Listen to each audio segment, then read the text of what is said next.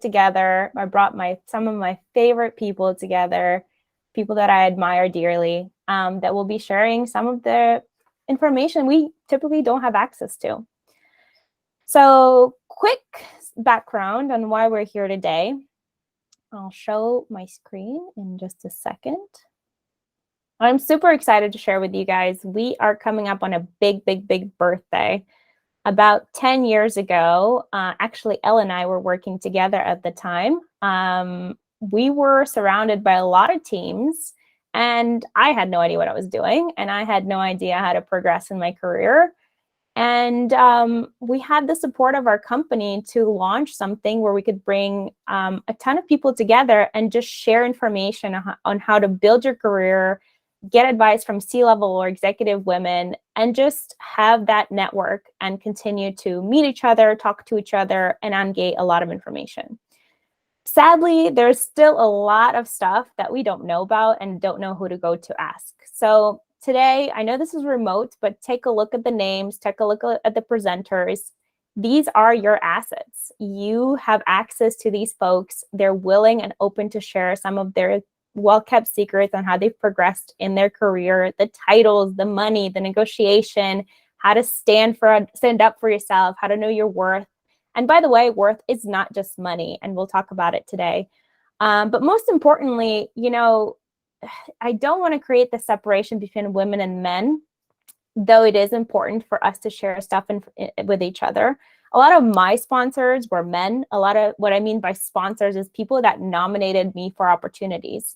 So I want to make sure that you guys don't see this as, all women come together and let's just stay together. Let's keep everyone involved. Let's keep the conversation going and be open with each other. That's the goal of this panel. And just a quick story, you may look at everyone's LinkedIn and see the progression in their career and be like, I want this. What you don't see behind the scenes is what actually happens. There's a lot of things where we get no's. There's a lot of ways we've seen denial, declines, and many things we wanted to do. And I'll give you an example. I'm sure some of you heard about a book by Jen Sincero, Badass, You're a Badass. Just a personal story. It's about, I think 7-8 years ago, I was on a flight. I read it from cover to cover and I was like, yes, I am ready. I want to go ask for a VP title. I want to ask for a promotion. I'm ready to lead the team. And I went up to the CRO and I said, hey, listen, I am in partnerships. I know a ton of companies that would offer me a job. However, I want to do this here and I want to help you build a team. I know exactly what you need to be successful. He listened. He said, okay, let me go talk to the CFO and give you what you want. A week passes by, 2 weeks pass by, 3 weeks pass by. I'm like, okay, I guess I'm not hearing back. Let me try this again.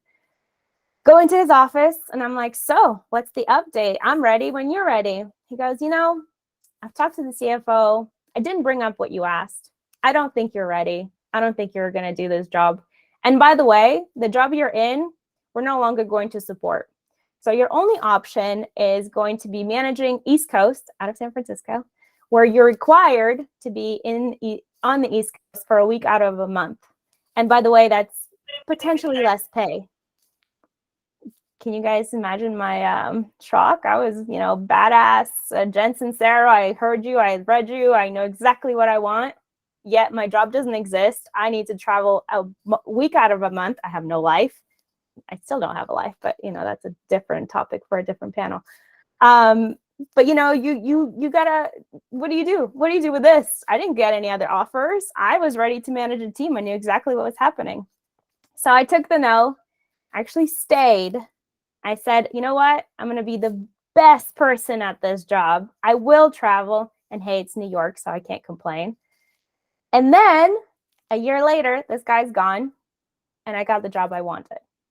Again, you can't see that on my LinkedIn. It's not a story I tell, but it is exactly what happened. So, today is for you to understand that no road is a straight road to success, but we're giving you some information that might streamline how to get there. And I'm joined by incredible women today who I've seen progress through their careers. I've heard a ton of great things. I've been referred to speak. So this is not just a biased opinion. This is actually a team of women that have been recommended to me to present to you guys today. The reason I wanted to do it live is because the best part is asking the questions you want answered to. So make sure you submit them on slido.com. There's a number 3719414. You enter it in and you guys can vote on the questions you want answered. We have some prepared, so we'll kick off with those. And then we'll leave some time at the end so you guys can answer questions. All right, let's get started. I'll do a quick introduction of our speakers today. So first up is Mansi. Mansi leads a team of enterprise consulting account management team. Fun fact about her that no one would guess is that she has 18 tattoos that she designed herself. Welcome, Mansi. Thank you. Next up, I'm joined by Brittany. She's a Senior Director of Global Alliances as Business Development at Matterport.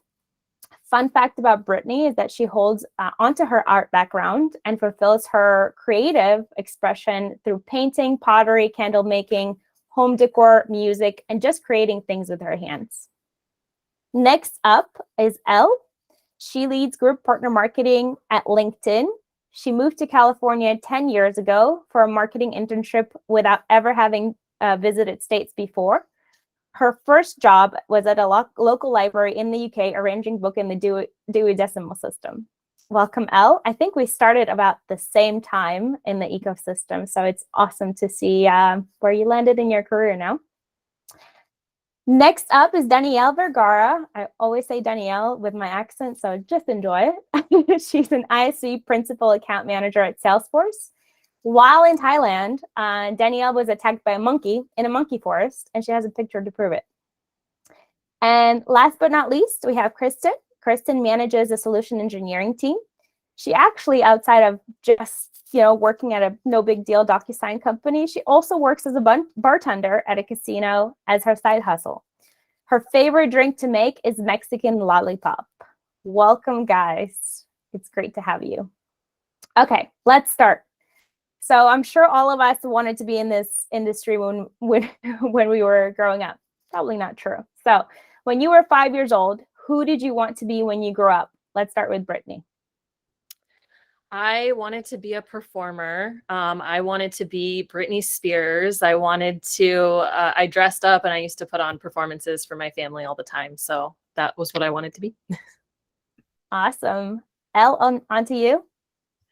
So I was really obsessed with a show called Animal Hospital when I was growing up, and I was convinced that I would do something with animals, whether that was like a vet, a horse jockey, or a dolphin trainer, something like that. So yeah, slightly different from where I ended up, but plan on getting a horse at some point if I can. Awesome. Thank you. Kristen? Yeah, wow. I wish I would have come up with a fun one like that. I mean, mine's pretty boring. I mean, my mom has always been technical in nature. Growing up, we were always into, and this was in the 80s and the 90s, but we would always have the latest computer, if you will, or access to a mainframe. So I went to computer camp as a young child, and I know that maybe I wasn't 5, maybe I might have been like 10 or so, but I always knew I would do something with computers because that's just what I grew up around. Awesome. Danielle, over to you. Yeah, Kristen, at least what you wanted to do was attainable. I wanted to be an astronaut, and I get car sick in the back of, like any vehicle. So the fact that I wanted to be an astronaut was very far-fetched. But the elementary school I went to was named after Kristen McAuliffe, who is an astronaut on a Challenger flight that actually exploded. So I wanted to be an astronaut.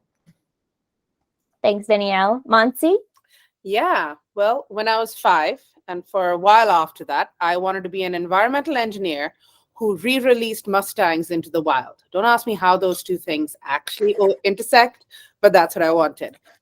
Then I found out that my kryptonite was organic chemistry, so that kind of threw a wrench in the works, that whole environmental engineering thing. Haven't gotten to the rescuing of horses and re-release, but I do rescue cats currently, so kind of there. Awesome. I good?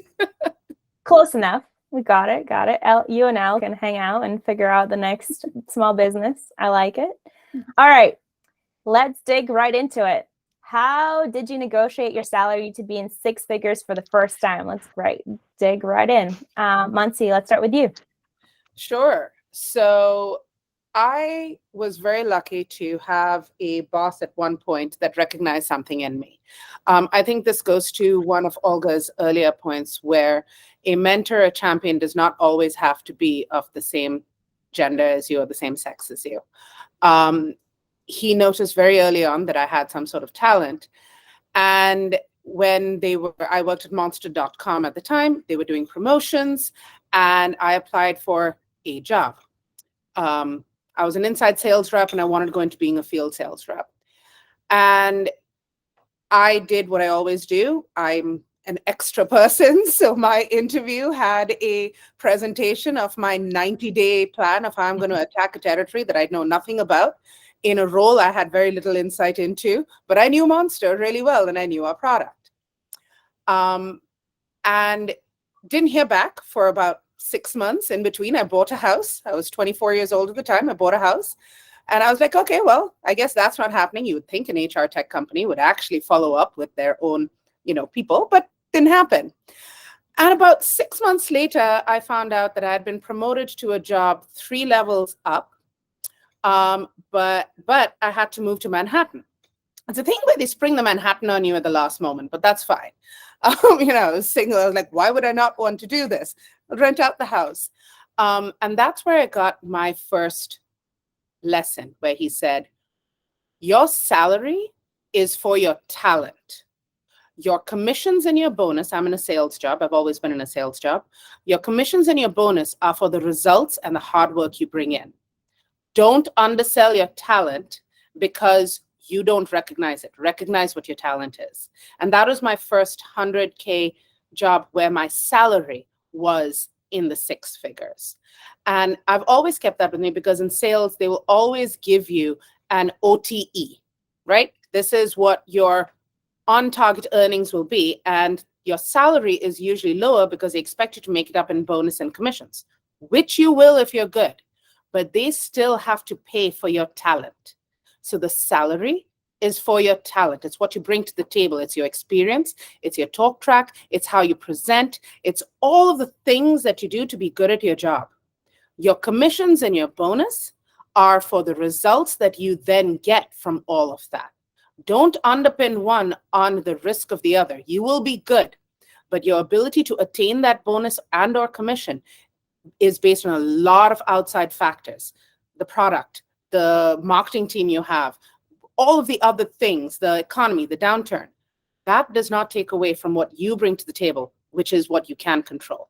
So for me, it was learning that and then consistently recognizing what I brought to the table and knowing that that was worth that money. And I've explained it many times. I've gotten pushback, but I've always gotten what I've asked for because the talent is undeniable. What you do with it, that's up to you.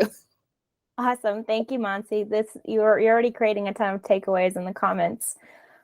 Brittany, over to you. Thanks.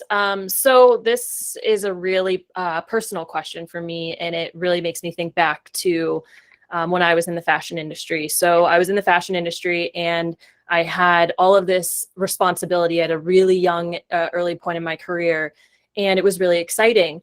But the compensation didn't match the level of responsibility and what I did. And also I started to network personally, and I started to hear about, I was living in San Francisco and I could barely make ends meet. And I was pushing for, growth, but also to be compensated for the work and for my talent and my skill set. And part of my compensation was clothing. I was given $15,000 worth of clothing, every half year. So I had this massive clothing allowance, but that doesn't pay the bills, right? So I was in this point where I started to think about, my future and what did I want to do with my career and what were my skill sets. And I really went inward to understand what is my value? What are my key strengths? So really understanding your strengths. What are your transferable skill sets? What are your financial goals? What are your goals in life? And then started to research and understand the market value in other industries. And that's when I started that transition into the tech industry. And that's when I started networking and interviewing. And honestly, in order to negotiate, I actually doubled my salary from where I was based off of my skill set, my responsibilities, and the experience I gained. And I knew the market value of what I was entering into, and I also knew those transferable skills. It took a while, it took some time, but I was able to land on that next opportunity that really helped me like build a bridge into the industry and the career that I was really wanting to pursue. But that's also how I was able to obtain the financial goals and to secure a compensation that was more aligned to my experience. Thanks, Brittany. I've seen you rise quickly, so it's been extremely inspiring. So I would say the biggest thing I took away from your career is don't put a specific timeline around it. Just go for it. Go with your gut and just go for it. The worst thing is you get is a no, and you get to travel to New York 1 week a month. So I don't complain. I'm not complaining here. All right, Danielle, over to you. Yeah, so I think, first of all, I was absolutely terrible at negotiating. I had, like Mansi, I had someone who believed in me, and that was Olga. So for a while, I was covering the front desk at Salesforce, and I was working my way through college. And part of being at the front desk, you're face of the company. You get to meet everyone, and I got to meet Olga, and she saw something in me that I did not see. And I started working at New Voice Media, where I was a program manager, and basically got voluntold by Olga to be an alliance director and covered the East Coast. And from there, it was a drastic change in salary from being a program manager to a alliance director. And because I started with a very low salary as far as program managers go, I thought that I had a number in mind, kind of talked to Olga about what that number was. And I had no rhyme or reason on why I decided on this number. It was really just because I was like 100,000, that means I made it. So let me ask for 100,000. And, I didn't go into Glassdoor. I didn't check to see, what the average, alliance director was making. And so I think from that experience, I learned a ton. And when Olga gave me more than what I asked for, I was like, oh my gosh, this is crazy. Now I know, now I know what to ask for in the future. And it was a huge learning experience. And if you're terrible at negotiating right now, you still have time. Thank you, Danielle. I remember it was do your research. Do your research. It's crazy that it's actually available to us now, because it did not exist maybe 5-10 years ago. And now Glassdoor and LinkedIn showcase kind of an average. And ask friends, don't be afraid to ask. I know it's a weird question. How much do you make is a weird question. And the first time someone asked me that, I was like, why would I tell you? But then I was like, why the hell not? I don't really care. You can know how much I make and assume how much my shoes cost. That's fine. We'll go from there. All right, over to you, Elle. If I could add one thing in to what you just said, Olga. You guys are talking about doing your research. Part of that research, yes, go to Glassdoor, go to salary.com, go to Fishbowl, all those things, but also know your rights, right? Know what you can expect, what you should ask for, what cannot be asked of you. Things like there are lots of states where it is illegal to ask what your pay was in a prior role. New York is one of those states. I believe California is another one of those states. The reason for that is because a lot of times an employer or an offer will ping what they're planning on offer you based off of what you were making prior. And they're like, well, this is a 12% increase. You should be happy. No, you were just underpaid at your last job, right? Know your rights. Discussing your salary and your pay is protected in the United States by federal law. An employer can neither suggest, ask, nor tell you to not discuss your compensation. If you feel comfortable, if you think it is right, if you think it is appropriate, share that information. Now, don't take out a billboard saying I get paid so much. That is the fastest way to create, enemies. But know what your rights are and know in which forums, when appropriate, that you can discuss those things.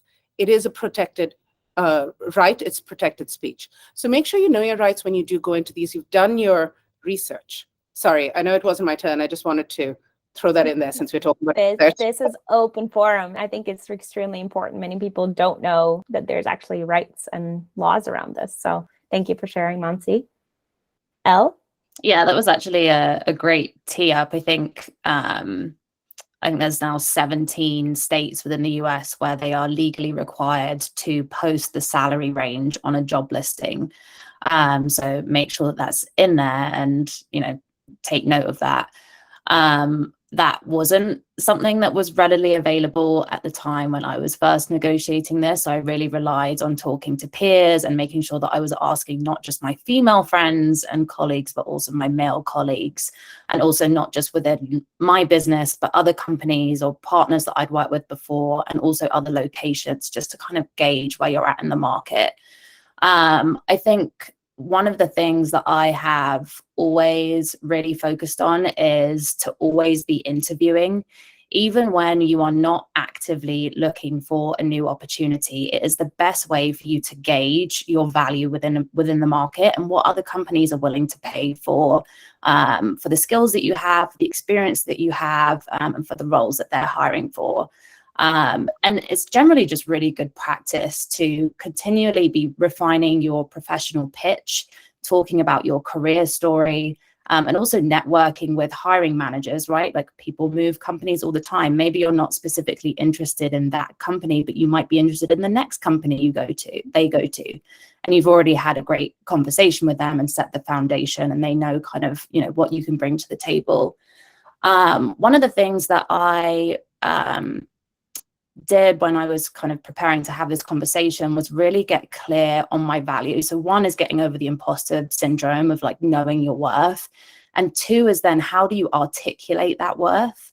And that really comes from having a very clear understanding of what the business priorities are, and how your manager is reporting success to their manager. So once you can kind of understand what the business priorities are, you can then map your value and your initiatives to the impact that you're having on those business priorities. And that then gives you a really clear story to say, hey, this was important to the business and this is what I've delivered. And so you can clearly articulate both qualitatively and quantitatively how you've demonstrated success and how you can then kind of advocate for comp that supports that performance. Thanks, Elle. I think you bring up, I saw something recently, a really cool quote. It said, if you're feeling like you're an imposter in a meeting, you're probably an overachiever. You're doing great. Keep going. So just keep that in mind. I thought that was very relevant because I'm pretty sure everyone on this call is an overachiever in many ways, especially our speakers. So keep that in mind. Over to Kristen.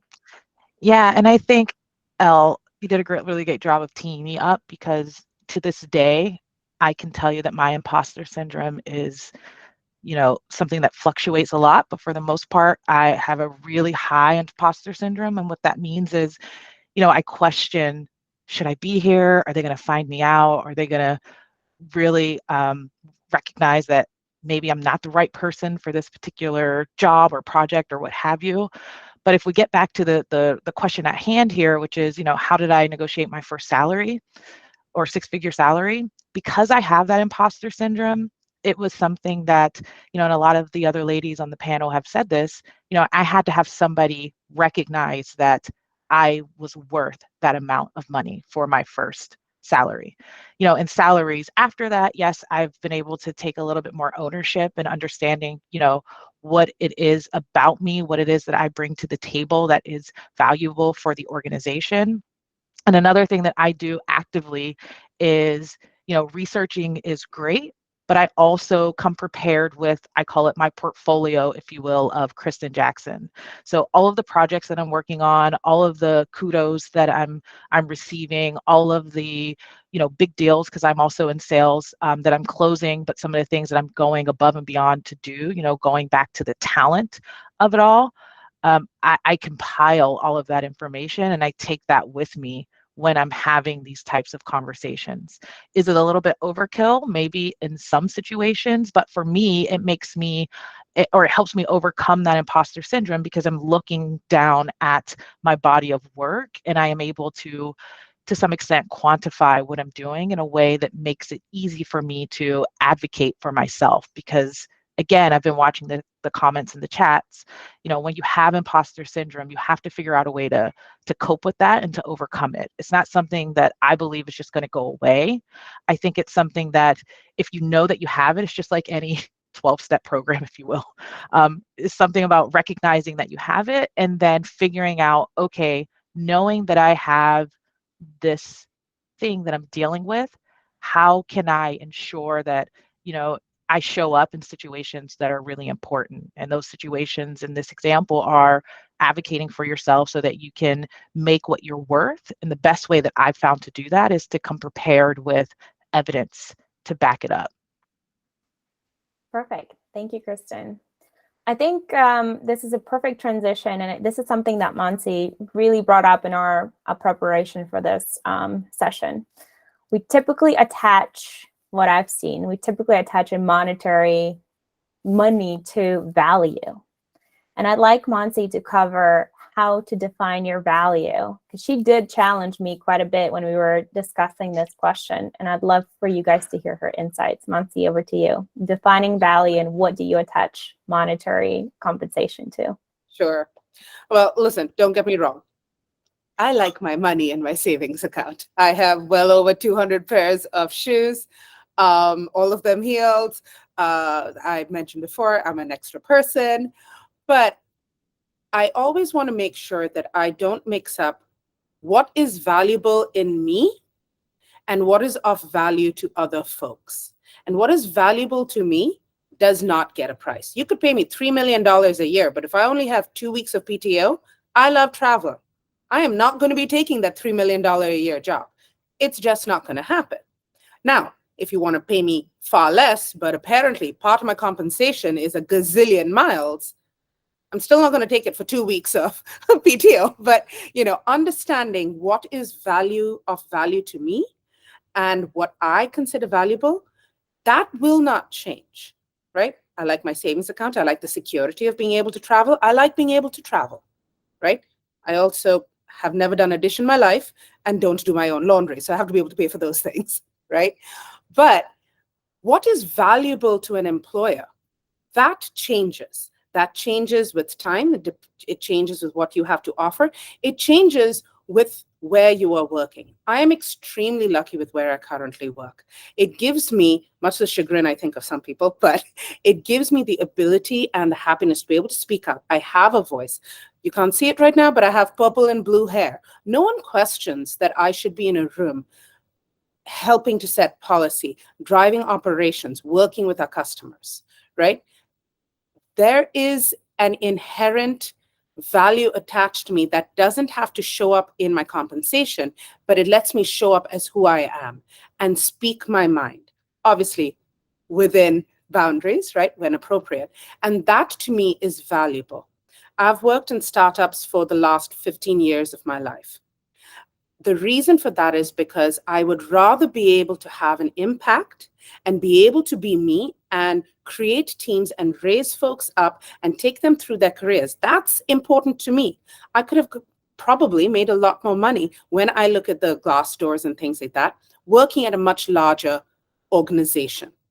I did not want to. I had done that in the past, and there were too many boxes to tick. There was too much hierarchy. There were too many politics, and I don't color inside the lines.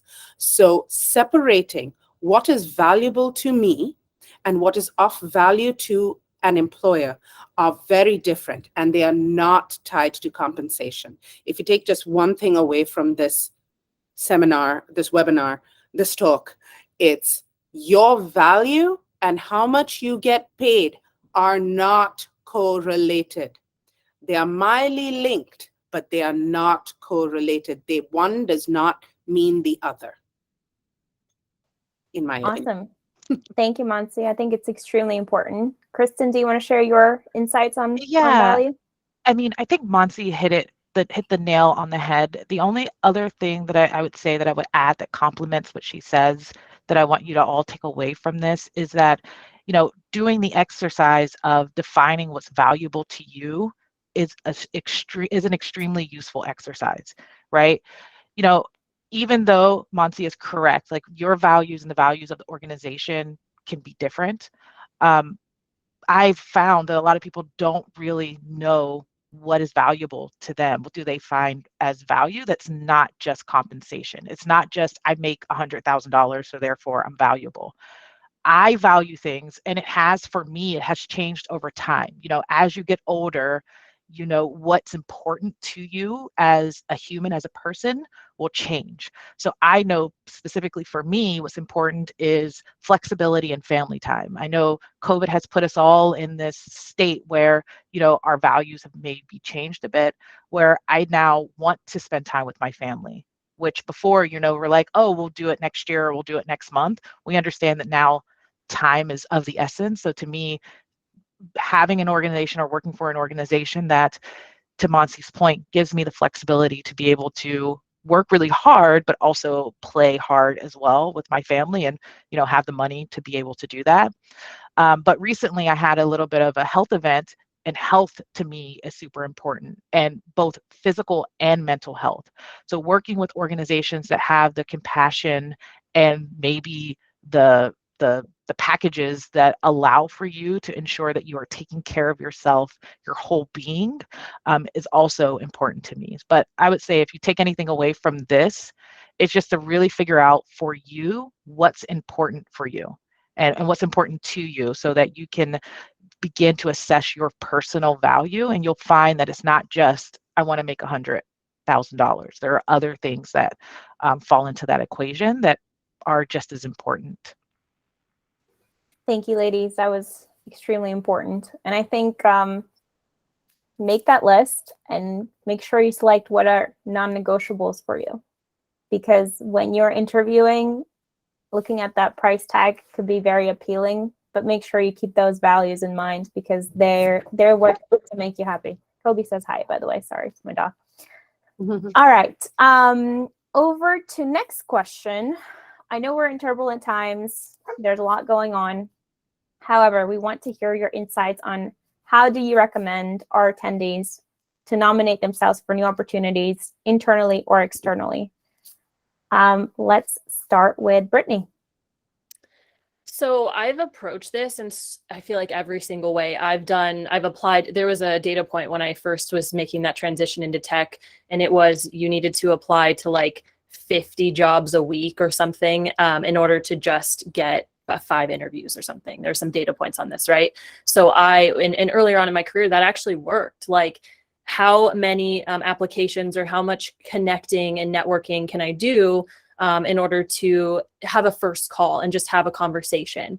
But then also personal networking, like as you grow in your career, having really valuable relationships, friendships with colleagues, and them understanding, your strengths, your weaknesses, can really be beneficial to help you as you grow in your career, to achieve new opportunities. So I think of like Danielle here on the panel. She knows me incredibly well. And she is someone in my network that not only would she be able to refer me for a future opportunity, right? Or I her, but also she would be able to advise me. Hey, Brittany, here's why I think that would be a great opportunity for you. Or, hey, here are some of the cultural differences of that team, and their social norms, and how, how it may not be a fit for you, or it may not be aligned. And so I think having those personal relationships is really helpful, especially as you grow in your career, with mentors, with peers, with folks cross-functionally. But then I will say, like, I'm also not against, like, I've gotten great opportunities just by going out there and reaching out and having as many conversations as I have that I can have.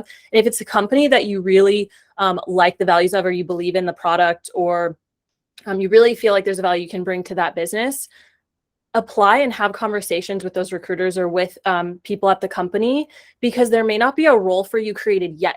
But keyword is yet. If you have that first call and conversation, there's been several conversations I've had, and it was, hey, we could create a role for you. And so I think that that's something as well to keep in mind, that just because you don't see it or the job description doesn't look perfect, it doesn't match every checkbox for you, apply. There's like a study that the percentage of women who apply and don't apply, or who don't try, it's significantly lower than men. And so go out there and apply and have conversations. The worst is you learn something about the business, or you learned it may not be the right time, and you move on. Perfect. Thanks, Brittany. Over to Danielle. Yeah, I think Brittany gave a super great overview of almost everything I was going to say. And just to be a little more tactical here, and just to give you guys kind of things that I would do, is just like Kristen mentioned already, she creates a portfolio. It's a brag sheet. Write down everything that you have excelled in, all the things that you've accomplished in your current role and your past roles. Use that for promotions, use that for lateral moves, use that for anything that, you're looking to change about your current role.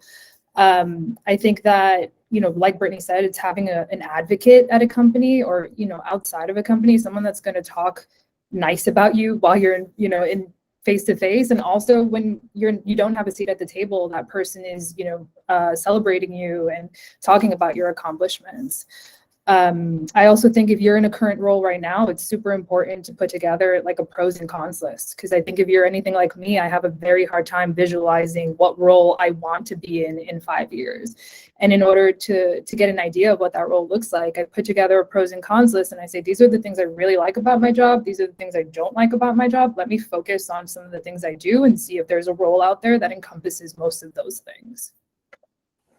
Perfect. Thanks, Danielle. I think one thing that stood out that I want to point out on that Brittany said is if there's a company that you really like or really excited about, passion is really, you can feel it. So when you have a chance to speak to someone, they will probably feel your passion. They would get excited for you to have that opportunity. So don't be afraid to speak up. Don't be afraid to show your passion. Don't be afraid to show your interest, because that's contagious. People will feel personal investment in you to make sure you get that job. So I think we're kind of afraid. I'm afraid to sometimes to step up and ask for new opportunities. But if you truly believe that this is something you want to do, ask. The worst thing you can get is a no. You're going to find a new passion. But passion is felt in your ask. So I definitely encourage Brittany. Your networking advice is really important, especially as people are looking for new opportunities right now in this market. Elle, over to you. I was just going to make a quick plug. There's a stat, which is, I think it's a couple years old now, but you're 4 times more likely to get the job if you're referred for it. So what we were saying about, raising your hand, having a conversation with someone at the company, that really, really does help your chances. And I think people want to help other people in their careers. Like, you'd be surprised how many people I've reached out to on LinkedIn and sent them a message and just said, hey, like, I've seen this role is open. Would you be open to having an informational interview with me? I'd love to learn more about what your day-to-day looks like, what the role actually looks like on your team, and set it up that way. Maybe they're not the hiring manager. Maybe they're just someone that you would be a peer to you.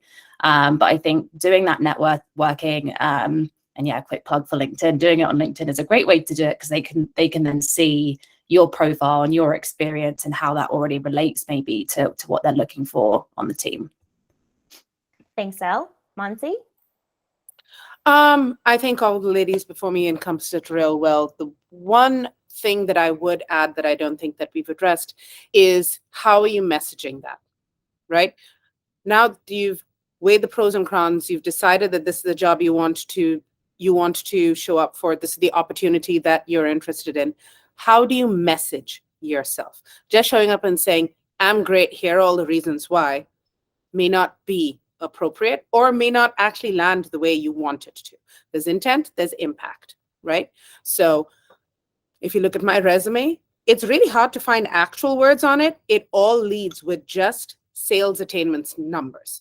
My bullet points all start with a sales attainment number against quota. It doesn't say that I manage X amount of people. It doesn't tell people that I've grown institutions and organizations from scratch. It doesn't talk about all the many folks that I've hired and built out organizations and moved. No. It talks about my sales numbers, because I know when I'm going to an opportunity, it's a sales opportunity, that's what they care about. That's the top line, right? So in every opportunity, you need to identify what is a thing that is of, going back to value, what is a thing of most value here that is going to get their attention, to then keep their attention. You can then go into why you're the best fit for the job or the opportunity, and why that opportunity or job is the best fit for you. It's a two-way street, but you have to start with understanding what messaging needs to land and who you're speaking with. And if you don't know what that is, there's only two options. Do an interview that Elle was talking about earlier, right? Talk about people who are already in this position. Or understand that you may not be ready for it. Doesn't mean you don't apply for it. Just have the self-awareness. You may not be ready for it. If you can't identify how to message, what's a top line value here, you have a little bit of learning. Still try for it. Then we'll get over imposter syndrome later. Perfect. Thank you. I think for anyone who's new to the industry, what's your advice for those that are just starting out?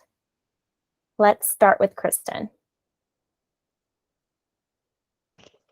Yeah, I mean, that is a really great question, and I reflected on this a lot. First and foremost, if you're new to the industry, I would say my one piece of advice would be to invest in yourself. I do know, at least from a solution engineering side of the business, there are a lot of programs that are out there for people looking to break in to solution engineering that, may be something through probably Plug the Pre-Sales Collective, where they are doing academies and the like that are really teaching you the fundamentals and the skills required to be successful at that job. But really just knowing that, hey, if this is something you want to get into, or if there's an industry that you would like to get into, do your research and figure out if there are programs out there where you can take initiative to invest in yourself. Because when you invest in yourself, people notice, they take notice, and you'll have a better opportunity of not just getting a job, but being successful when you're there because you've built a foundation. So I would say that would be my advice. Specifically, you're saying look into courses, look into what's available online. Yeah, look into courses, look into professional organizations. Again, like we were mentioning in the last question, networking is working. So knowing your network, or building that network of people that can not just coalesce around you to answer one-off questions, but to be your advocate in your corner and help direct you down particular pathways to ensure that, if you're going to make a decision to jump into an industry, or you're new and you're going to be a rising star, hopefully one day, you have that person's support, you have them behind you, but you have the knowledge necessary to also be successful. Perfect. Thank you. Brittany, anything to add? I think Kristen really touched on this very, very well and eloquently. I would say that just really knowing, so there's, if anyone's heard of Clifton's Strengths, the Strengths Finder test, and there's a book out there. And so I found that to be incredibly valuable, because you want to understand, why are you pursuing this new industry? Why, what is motivating you about it? But then also, like, understanding your strengths and the value that you bring can help you position and can help you grow as you're new in any career or field that you're in, and just really understanding yourself. And like Mansi's talked about, like, value and separating that from financial, but understanding why are these your strengths, and how does that benefit you, and how can you then take that and apply it to anything you do in your life or in your career. And I think that can be very helpful. I found the Strengths Finder to be incredibly valuable for that. So I'd recommend it to anyone to take. Perfect. Let's make a list. I know we've touched upon this in many different ways. What do you negotiate outside of your salary? Besides the salary, which is the number we care about, that's kind of what we put on the job, what else should you be negotiating? Mansi, over to you, since you're coloring outside the lines all the time. So I'd love to hear. For me, I will always look at as very close priorities the initiative to be inclusive. So is there an initiative? If it doesn't exist, how can I help and be assigned funds to be able to help do that? Having diversity and inclusivity. Second, my title. If you're not paying me what I want, or if you are paying me what I want, either way, my title, right? And the third one is my time off. I am very strong on work-life balance. I counsel on work-life balance. And that's, for me, other than comp, those are my top three things that I'm interested in. Those are the priority levels in which I go. Perfect. Thank you, Mansi. Elle, any advice from you? Yeah, I think +1 to like going back to your list of values and what's important to you. I think for me, living in the States, it's really important that when I need to get back to family, that I can get back to family. And so having that conversation with the company up front to make sure that they understand like if it's reasonable and okay with them for me to be working from a different country as and when I need to be with family and make sure that I'm spending that time. I think that is something to make sure that you're talking about up front so that you don't get any surprises later on. Great. Very, very helpful. Brittany, anything to add? I want to reiterate the leveling and title. So sometimes you can negotiate for a level and a title that secures you into a new compensation bracket, or secures you into that growth and that experience that you're looking to continue to build, right? So maybe you're managing a team and leading a team and you achieve a director title. You naturally then grow in the compensation bracket, but you also can grow in terms of the amount of time you're investing in yourself to gain that experience as a leader, to continue to build that and to build trust within your brand of what you're leading and what you're achieving. And then I would also say one big thing too is, as a people manager, when you're negotiating for your headcount up front, negotiating for the leveling of that headcount, negotiating on behalf of the team before you're even there. Obviously, you can't, you don't know until you're in a company all of the roles you may need to hire. But I definitely think negotiating for that upfront before entering in can be incredibly valuable. So I would also say understanding the level that you're entering into, especially at large organizations. So I've worked at like Fortune 1 company before, right? And that was one thing I learned back then, was know and ask for what level am I entering into this company and what is the leveling structure? And then also, what does that look like in terms of promotion and growth? Do you hold a position for a year before you're eligible for a promotion? And make sure that you enter into the company typically pretty happy with the next year of the level that you're entering into, because it can be really challenging to come in and then realize, hey, I'm not leveled properly and now I'm going to be pushing for a promotion. Well, now you're always behind the leveling you feel you should be at. So those are some of the biggest things. Always ask the leveling structure and understand your leveling entering into a company. Perfect. Thank you. One last question before we move on to live Q&A. Please make sure to go to Slido to vote for the questions you want asked. We will ask the top voted questions. Okay, I've heard many names for this. Initially it was mentorship. Then it was your board of directors. Now I hear them called your sponsors. So back to people that support you and nominate you for opportunities. Do you believe in the support bench? How do you go about building one? Let's start with Danielle. 1,000,000,000%. I think the reason why I'm in the role that I'm today is because of the champions and the mentors and the sponsors and all the people that I've built a relationship with. Brittany said it really at the beginning, these people know you and they know what kind of role is going to be good for you. They know what kind of role, you'll fit in culturally. So I absolutely think it's so important to have, that backing. How do you go about, getting those advocates? It's really, I think, figuring out the people that really take an interest in you.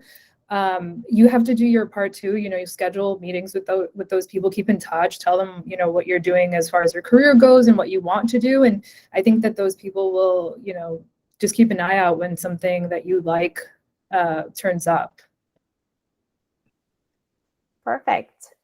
Kristen? I mean, I agree with everything Danielle said, 1,000%. Just make sure when you are seeking out, I would say, these individuals that you would like to guide you in your career, figure out what you can bring to the table for them as well. And I don't mean like, hey, let me buy you a coffee, but really, really good mentors, at least from my experience, can learn from you as well. They learn from just the experience of mentoring you and helping to lead you and helping to guide you. So come prepared. Have questions that you would like to ask. Have real life scenarios that you would like to work through, just so that it is a bi-directional conversation and you all are, critically thinking your way through whatever the scenario that you have for that person is. I would say when you are identifying this individual, start small, look inside of your organization. I'm sure there is one person that you've already made an organic connection with that may have the ability or may have some experience to help lead and guide you. It doesn't necessarily have to be your VP. It could be even a peer on your team that may just have a little bit more experience than you have, that also has a network behind them and they have a really solid brand. So finding those people, just find those people that have maybe a common interest. They have something that they do really well that you want to tap into and learn from their experiences. It could be that executive leader that may be in your organization that has offered their time to maybe help those individuals out on the team who are just learning and wanting and thirsty and wanting to grow. But I would say first and foremost, just make sure that when you make that connection, you're bringing something to the table. You're not just going and saying, hey, tell me everything I need to know. You are coming with a more thoughtful approach. I agree with you. I also think there's different people for different things. So don't think of like having one mentor.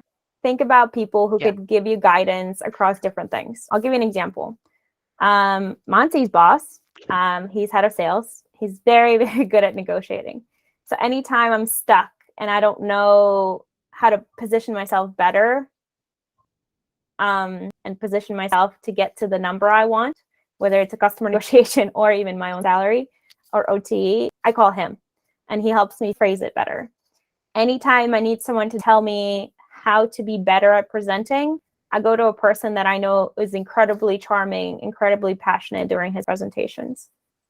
And anytime I'm thinking about, lateral moves, it doesn't always have to be a move up. You can always learn a ton going laterally and also make just as well good money as you're doing now. I go to a person who has done that. So I wouldn't say it's just one person, one mentor. I don't think it's the way we envision it is like, we meet with you every week and you give me everything I need to know. It's really about creating that advice. And last but not least, we've done this for 10 years. We've done the C-level panels. Be very specific with your asks. They have very limited time. They want to help, but you can't come and say, hey, just give me everything I need to know. Come with questions, come prepared. That's my advice on building that. I know there's actually some questions before I move on. I want to make sure we ask some questions from the crowd. And this one's a really cool one. What is the riskiest move you've ever taken that's paid off? Mansi, I think you have a good story. I'll turn it over to you. I have many good stories. All of them. For me personally, the riskiest move that I made was moving from large companies into startups. There are many things that I could point to that were risky, but that was the biggest thing. It was going from the comfort of having a large organization around you with very clear steps in what to do, processes, HR systems, marketing systems, and things like that. Going into startups, I think for me was the riskiest move that I had made. It scared the hell out of me. But what I learned was if you're not at least a little bit scared, I am doing it wrong, right? You get that growth, you get that ability to push further, to discover something about yourself by doing something you're scared of. I actually embrace imposter syndrome. Slightly masochistic, but the point here is if you're uncomfortable, that means you're growing. You should be having those uncomfortable conversations with your mentor. You should be taking valued risks, right? Not, I'm going to throw everything out and start go backpacking. That's great, but if you're planning on buying $1 million house, maybe not the best way to go. Perfect. Thank you, Mansi. Okay, I think I've heard this one every time I mentor someone from this program. I hear this one come up all the time. How to get a promotion or upward mobility when you have a manager that does not support you. Brittany, do you have an advice?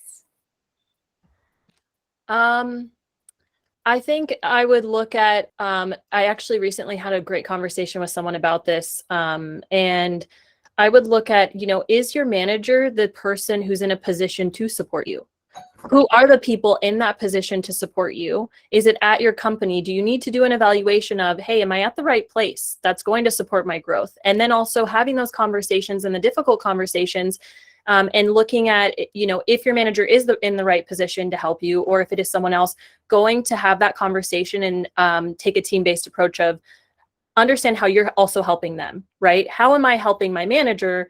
And how does promoting me bring a value to them as well? So understanding like what your manager is trying to achieve or what your leaders are trying to achieve, and then understanding who has a seat at that table to help advocate for you, and understanding what does a promotion cycle look like. When I worked at a Fortune 1 company, I called it a campaign trail. You had to go on campaign trail. You had to not just get your manager's buy-in, but you had to get your manager's peers buy-in before, and they all had to nominate you together in order for you to achieve that promotion. So with different companies, there's different structure. So break down the structure. What does it take to achieve that promotion in your company? Who has a seat at that table?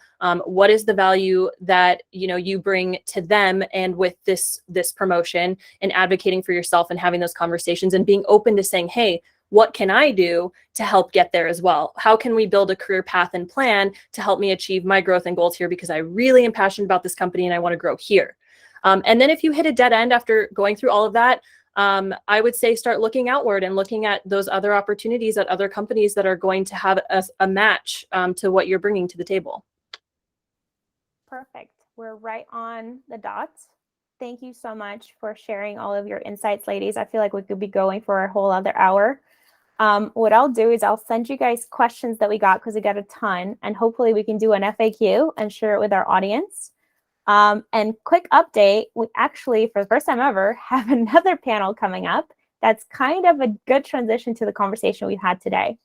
What I thought would be useful with turbulent times and everything that's going on in the market is actually hear from HR executives of how they're handling interview process, promotions, and any advice right now that you can take advantage of as you're looking into your career and looking for next opportunities, looking at promotions. But I'm extremely grateful for our speakers today. Thank you for sharing all of your insights, and we will see you on the next panel. Thanks, everybody.